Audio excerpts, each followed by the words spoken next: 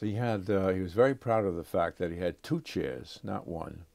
And he had an assistant named Leon Singer, who was a young dentist who came and joined him, I think, about 1940. And there was a back room, which was a laboratory where they would make the various dentures and artificial teeth and whatnot. It was run by a man named Volpe, V-O-L-P-E. I remember him.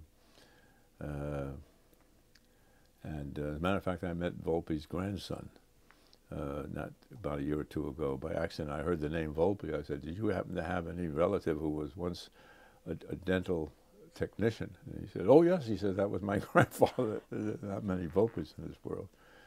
So that little back room office, and to get to the office, it was at the corner of Church and Utica, the south.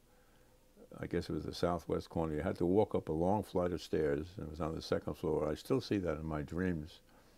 Then you walk through a long hallway, and on one side there was the Volpe's dental lab, and then you entered into the reception room and a place where the secretaries sat to take appointments and whatnot.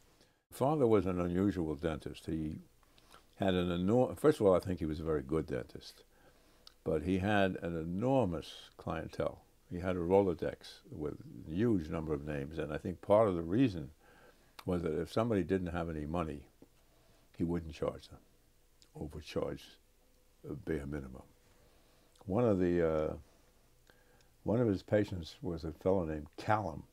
I remember K-A-L-L-E-N, and there's a picture behind me, a drawing made by Callum. Callum did a lot of the drawings for the cover of the New York Times Magazine section.